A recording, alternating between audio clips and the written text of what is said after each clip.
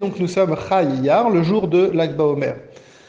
Hier, dans le Tanya, on nous a expliqué que par le biais du schéma Israël, eh bien, on peut atteindre le niveau qu'Akadosh Baruch Hu attend de nous, c'est-à-dire de mettre de côté ce qui pour nous a l'air d'être si important, de ne pas faire de cheshbon, et de faire que comme, de la même manière qu'Akadosh Baruch Hu a laissé les Olamot Elyonim, les mondes spirituels, les mondes supérieurs, il les a mis de côté pour arriver jusqu'à nous, eh bien, de la même manière, nous, on doit mettre de côté le Olam Atarton, le monde matériel qui nous entoure et tout ce qu'il contient, eh bien tout ça on doit le mettre de côté dans le sens où ça ne doit pas être un obstacle pour nous, pour servir à Kadosh Baruch Hu, mais au contraire, on doit justement se servir de ce monde matériel comme justement un tremplin pour servir encore mieux à Kadosh Baruch Hu.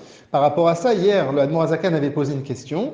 Très bien, le schéma Israël nous amène ça, parce que dans le schéma on dit Bechol levavecha, Bechol meodecha, Nafshecha, donc on voit qu'on doit faire vraiment de notre mieux pour servir à Kadosh Baruch Hu justement en enlevant tous ces obstacles. Mais maintenant, quel rapport avec les brachot qui sont avant? Alors aujourd'hui, il commence à répondre. Première bracha qui est avant, c'est Yotzer Or. Dans cette bracha, qu'est-ce que Akadosh Baruch Hu nous parle dans cette bracha? Eh bien, il nous dit, il nous retrace que les malachim, eh bien les anges, il dit Hayem Ekom Kevodo, il demande où est-ce qu'Hachem se trouve.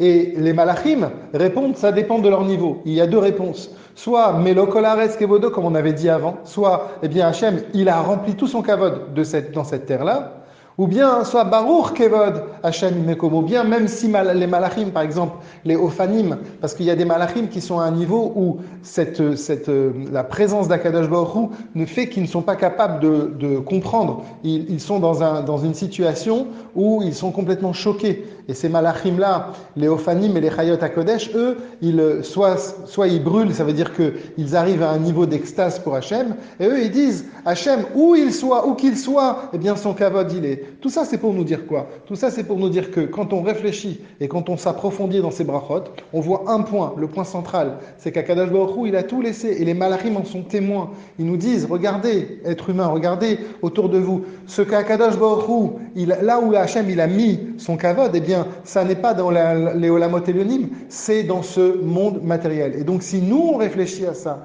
on arrive à voir finalement que derrière ce monde matériel, ça n'est pas, chas v'shalom, une entrave, un obstacle pour Hachem, mais au contraire, qu'Akadosh Baruch Hu, il est encore plus présent dans ce monde matériel, alors ça nous donne la force, justement, de se servir de ce monde matériel pour aller vers Hachem, et non pas, chas v'shalom, de s'enfoncer dans le monde matériel.